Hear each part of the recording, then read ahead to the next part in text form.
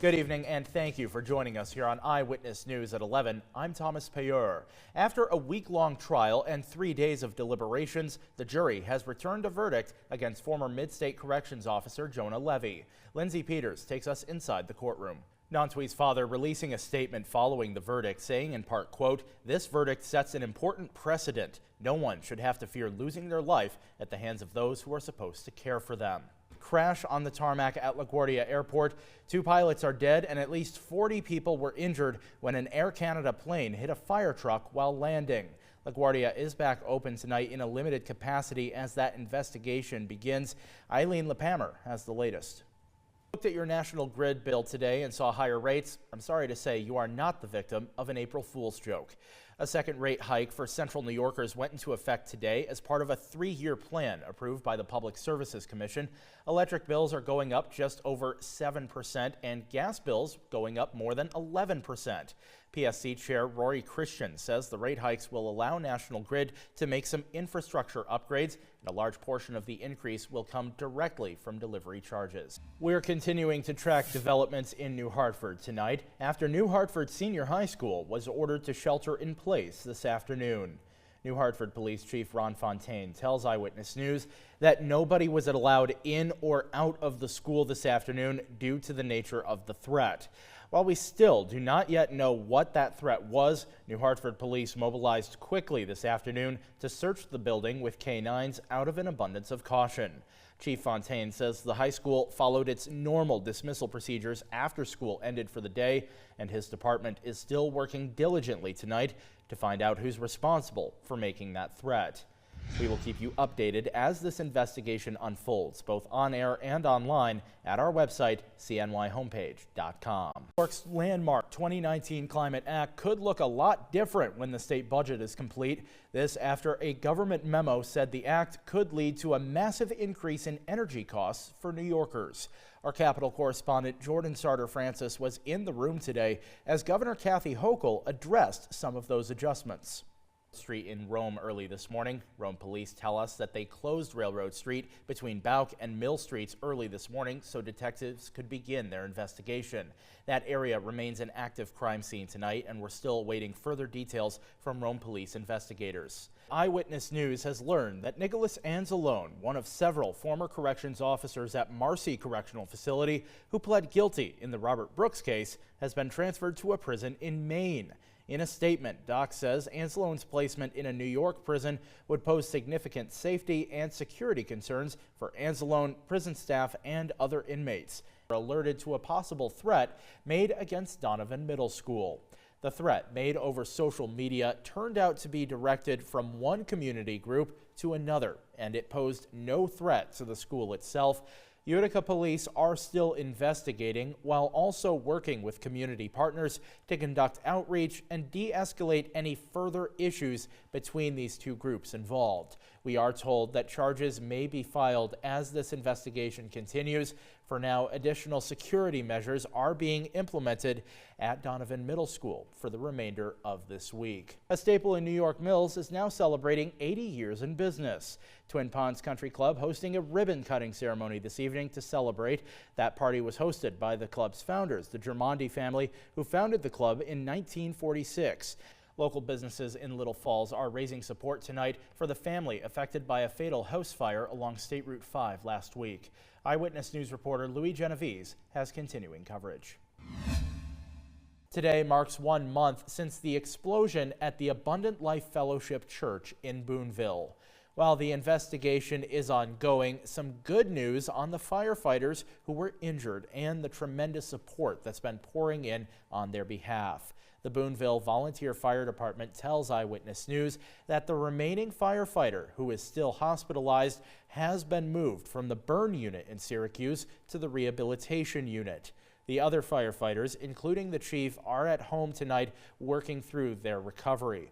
While it will be a long road until they're able to return to service, the department is extending a heartfelt thank you for all of the fundraising efforts and outpouring of support over the past month.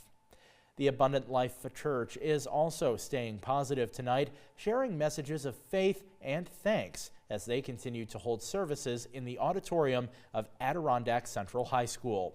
We have reached out to the New York State Police, who are still leading the investigation into that explosion, and we will share any updates as soon as they become available.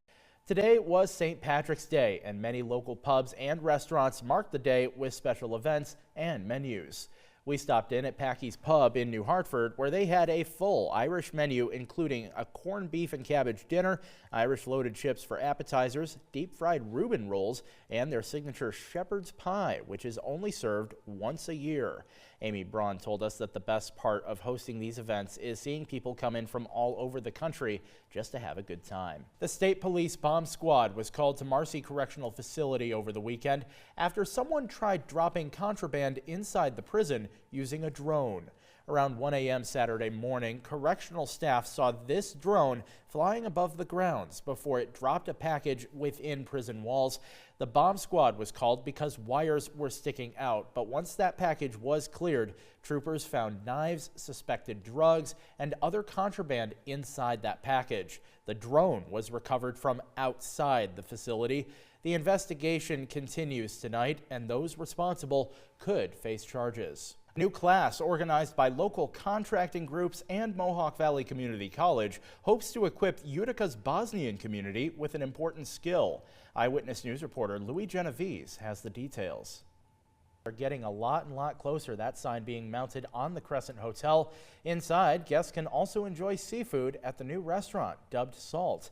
This, part of Turning Stone's largest expansion to date, is set to open on June 29th. The remaining part of that expansion, Turning Stone's new Grand Expo, opens over Labor Day weekend. Now, Jordan, I know predicting the weather that far out is asking a little bit much, so what can you tell us about tonight? Yeah, that's definitely asking a little bit much, but I can tell you about tonight's forecast, and highs around 42. All right, thank you, Jordan. Don't forget, you can always find more local news that matters at cnyhomepage.com. From all of us here, thanks for watching Eyewitness News at 11. Have a good night.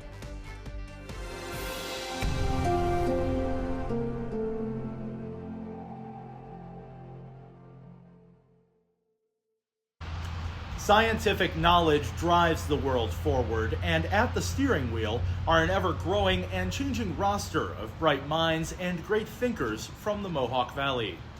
Utica University held the 47th Annual Regional Science Fair on Saturday, welcoming 60 middle and high school scientists presenting nearly 50 different studies. The goal of this event, enhancing the Mohawk Valley's math and science programs for kindergarten through 12th grade.